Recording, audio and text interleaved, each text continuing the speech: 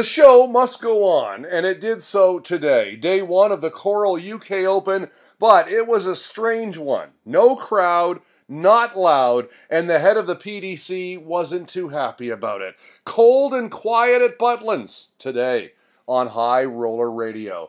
Big upsets highlighted day one, but all eyes were on the weather, and a decision by Butlins set the tone for the day.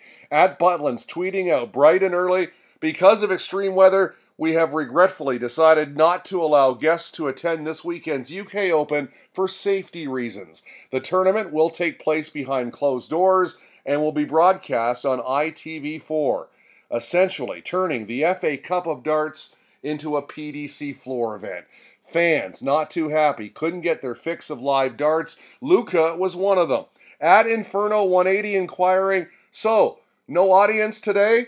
Sean at Butlins responded, "Hi Luca, as we don't want to do anything that might encourage other guests to try and drive to the resort, so the players, their families, and tournament officials are the only people allowed in playing areas." That kind of set Barry Hearn off. "This is a poor excuse," he wrote. "No one is traveling now, so it wouldn't hurt at all to allow those on site in to watch the darts. A stupid decision which does not serve you well."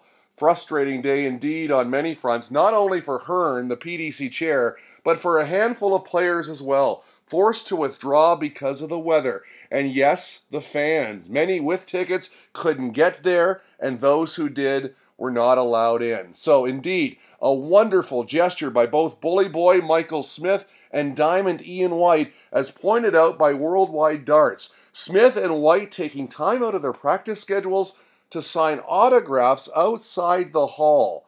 "I feel really bad for the fans," Smith tweeted. "I know it doesn't make it better, but I'm trying." Great job, guys. It was cold in the hall on Friday. Check out the Assets post-match Q&A. Full-on jacket.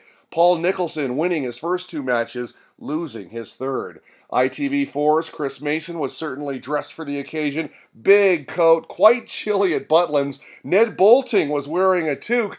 No hat, though, for the Iceman, Alan Warner, who just happened to be commentating on another Iceman, Gerwyn Price. We'll talk about the upsets in a minute, but first, the end of the day compulsory redraw, performed by Keith Deller and the aforementioned Mr. Mason. The bingo balls came out this way. Good matches on tap Saturday. Gary Anderson will play the fast-shooting Ricky Evans. Do not blink or you'll miss that one. Stephen Bunting faces Jermaine Wantamena. Corey Cadby meets Martin Schindler. Now, I reported yesterday that Schindler had pulled out. I was wrong. He somehow managed to make it in from Germany just in the nick of time, despite all that snow. Well done, Martin. Well played. You advance to the fourth round. Jamie Hughes meets Ian White on Saturday. It'll be Daryl Gurney versus Kim Hybrex, and Michael Smith will play Ryan Michael. Now, incidentally, the autograph karma paying dividends for both Michael Smith and Ian White. Both have advanced into the round of 32, as do these players. Interesting matchup between Rob Cross and Kyle Anderson. How about John Part at Darth Maple winning 3 matches Friday, including his first televised contest in 3 years. Well done to the Canadian. I would love to see him go all the way. Keegan Brown will play Christoph Ratajski. Lots of good games on the schedule. Now, you might be asking, where is Michael van Gerwen's name? What about Peter Wright's? Raymond van Barneveld's? Well, there were stunning upsets on Friday. The FA Cup of Darts always seems to produce drama. Day one, no different.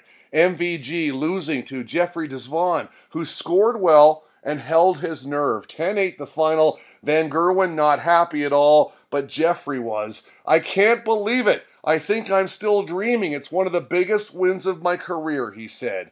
Snakebite, last year's champion, was done in by 18-year-old Nathan Rafferty. 18!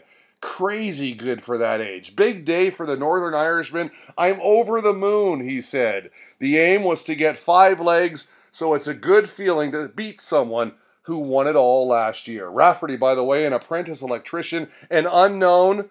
Well, an unknown until today. Definitely known now. As for Barney, his army was neutralized by Mervyn King. King in control all the way, 10-4 the final. So with these big names out and many others, it's anybody's game now. Of course I'm aware, Corey Cadby said afterwards, everything just opened right up for me, and I'm very happy about it. Many other pros are happy about it too. The field is definitely wide open. The doors at Butlin's closed to the fans. Quiet crowd and no sing-songs today on High Roller Radio.